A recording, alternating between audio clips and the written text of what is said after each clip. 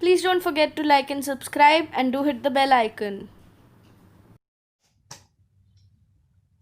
Class 9th, English, worksheet number 62, date 5th of December 2020. Good morning, students. First of all, write your name here, then your class teacher's name here. On Killing a Tree, written by Jeev Patel. The poem On Killing a Tree explains the process of killing a tree. ये जो pome है जिसका title है on killing a tree, ये explain करती है कि किस तरह से एक ट्री को काटा जाता है. The poet says that killing a tree is a difficult and time consuming process. Poet कहते हैं कि जो पेड़ को मारना है या जो पेड़ को काटना है, ये बहुत ही डिफ़िकल्ट, बहुत ही कठिन और बहुत समय लेने वाला प्रोसेस है, प्रक्रिया है. Simply stabbing it with a knife is not enough. अगर हम सिर्फ उसे एक चाकू से उसको स्टैब करते हैं, उस पर वार करते हैं, तो यही पूरा नहीं होता, मतलब यही इनफ नहीं है टू किल इट, उसे मारने के लिए. Because it has grown on nourishment from the nutrients found in the earth and on years of sunlight, water and air. सिर्फ चाकू से मार देने से एक पेड़ ख़त्म नहीं हो जाता, क्योंकि जो पेड़ है उसे नरिशमेंट मिलती है, उसे अपना पोषण मिलता है न्यूट्रिएंट्स से, पोषक तत्वों से, जो कहाँ से मिलते हैं, अर्थ से, और सालों से सनलाइट, वाटर और एयर, इससे जो पेड़ है उसको ग्रो करने में हेल्प होती है. The leaves and branches of the tree sprout even from its irregular, scaly and diseased looking bark. जो पेड़ की छाल होती है, bark में छाल, वो देखने में ऐसा लगता है जैसे उसको कोई रोग है. वो देखने में बड़ी स्कैली, बड़ी इरेगुलर सी, बड़ी गंदी सी लगती है. लेकिन जो लीव्स और ब्रांचेज हैं वो इसी पेड़ की छाल के ऊपर ही वो स्प्राउट करती हैं, फूटती हैं. So hacking a tree with a knife or an axe or chopping off a bow may cause pain to the tree, but it is not enough to bring a tree down. अगर हम चाकू से वार करते हैं एक पेड़ पर या कुल्हाड़ी से काटते हैं, तो इससे जो उसकी टहनियाँ हैं, बो मीन्स टहनियाँ, वो तो कट सकती हैं, लेकिन एक पेड़ को नीचे गिराने में सिर्फ एक चाकू का वार या एक कुल्हाड़ी का वार प्रॉपर नहीं है, पर्याप्त नहीं है. The bleeding bark, the wound in the bark from where the sap flows out or where a bow has been chopped off will heal with time.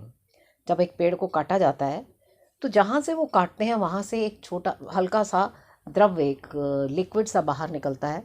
तो उसी से फिर जो वुंड है, जो उसका जो ज़ख्म है, वो जब भर जाता है तो वहाँ पर फिर एक नया सैप, नया पौधा फूट लेता है, और वो हील होने में या उसे ठीक होने में ज़्यादा समय नहीं लगता. New green twigs will grow again. फिर हरी हरी पत्तियाँ उगाती हैं उसमें, बोज, टहनियाँ आ जाती हैं, दैट वर चॉप्ड ऑफ, जो कि काट दी गई थी, वो फिर आ जाती हैं. Will be replaced by new boughs, पुरानी टहनियों के बजाय नई टहनियाँ आ जाती हैं. And the tree will regain its former size if it is not harmed again. और जो ट्री है वो फिर से उसका अपना पुराना साइज़ ले लेता है अगर उसे फिर ना काटा जाए. हार्म मीन्स नुकसान ना, उसका नुकसान ना किया जाए. The poet then tells how a tree is killed. अब पोएट बताते हैं कि ट्री को कैसे किल किया जाता है. He says to kill a tree, एक ट्री को किल करने के लिए, मारने के लिए, it has to be tied with a rope and snapped. Its roots has to be pulled out of the earth and that anchors it. वो कहते हैं कि जो ट्री है, अगर हम उसे काटना चाहते हैं, तो आपने देखा होगा कई बार पेड़ काटते हुए कि उसे खूब बड़ी बड़ी रस्सियों से बांधा जाता है, फिर उनको खींचा जाता है रस्सियों को, ताकि जो पेड़ है वो ज़मीन के नीचे से उसकी जो जड़ें हैं वो भी बाहर निकल आएँ. और जिन एंकर्स मतलब जिन्होंने उन्हें सहारा दे रखा है, वो सब जब ख़त्म हो जाता है तो ट्री जो है वो वीक पड़ जाता है और वो समाप्त हो जाता है और वो किल्ड हो जाता है. Then if the tree is exposed to the sun and air, this life source will be dried up. लेकिन जब एक जड़ से ट्री टूट जाता है, निकल जाता है, ज़मीन में से जड़ें अगर पेड़ की निकल जाती हैं, तो उसके ऊपर चाहे सूरज की रोशनी पड़े चाहे पानी पड़े, वो दोबारा से हरा नहीं होता, वो धीरे धीरे सूखने लगता है और ड्राई हो जाता है। Slowly it will start to become brown, धीरे धीरे वो ब्राउन होता जाता है। With all the softness fading out, उसकी जितनी सॉफ्टनेस होती है वो ख़त्म हो जाती है, उसकी टहनियाँ बहुत सख्त हो जाती हैं। विद टाइम, टाइम के साथ, it will wither become dry and bend out of shape, और वो इतनी ड्राई हो जाती हैं टहनियाँ कि उसकी शेप भी ख़राब हो जाती है। Leaving a copse where a tree use to be, और वहाँ पर ऐसे लगता है जैसे कोई लाश सी पड़ी हो। कॉप्स मीन्स लाश सी, मृत शरीर, जहाँ पर कि पहले कोई पेड़ हुआ करता था। इन शॉर्ट, अगर हम कम शब्दों में कहें, the exposure will leave the root vulnerable to all the impacts of weather which will ultimately weaken the trees and kill it. इस तरह से अगर हम रस्सी से बांध कर पेड़ को काटते हैं, उसकी जड़ों को ज़मीन से बाहर निकालते हैं, तो जो पेड़ है वो क्या हो जाता है, वल्नरेबल, कमज़ोर हो जाता है, और एंड में वो पेड़ समाप्त हो जाता है। तो ये था आज का पोएम की, जो हम ऑन किलिंग अ ट्री जो पोएम है उसके बारे में ये सब कुछ था। अब हम नीचे एक एक्सट्रैक्ट दिया गया है। Now read the extract given below and answer the questions that follow. नीचे एक एक्सट्रैक्ट है, हम उसे पढ़ेंगे और फिर जो उसके नीचे क्वेश्चंस दिए हुए हैं वो MCQs हैं, उनके आंसर्स करेंगे। So hack and chop, but this alone won't do it. Not so much pain will do it. The bleeding bark will heal, and from close to the ground will rise cold green twigs, miniature boughs, which, if unchecked, will expand again to former size.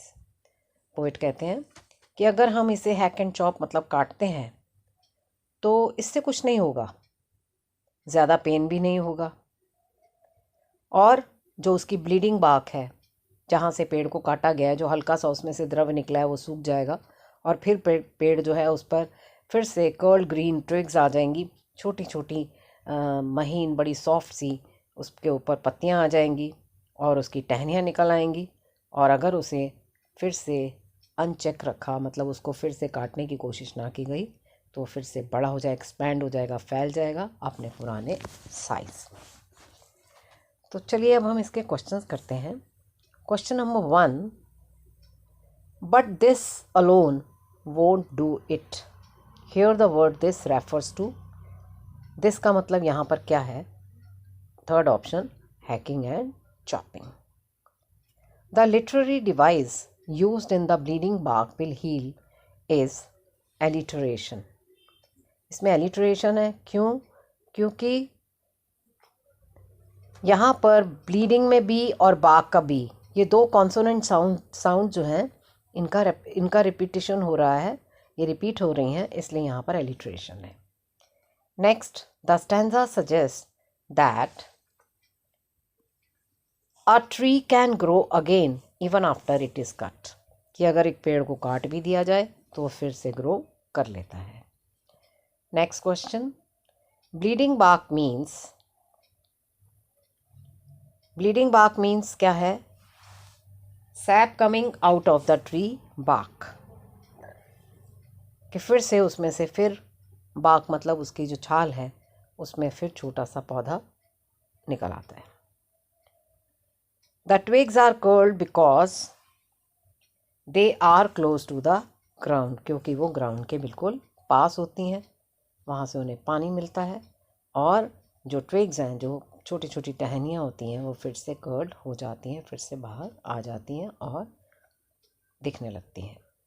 तो ये थे हमारे आज की worksheet number 62 के MCQs। अब आपके लिए एक कैब मैसेज है, wash your hands with soap and water regularly. अपने हाथ पानी और साबुन से बार बार धोते रहिए। I hope you enjoyed the session. Thank you. Have a nice day.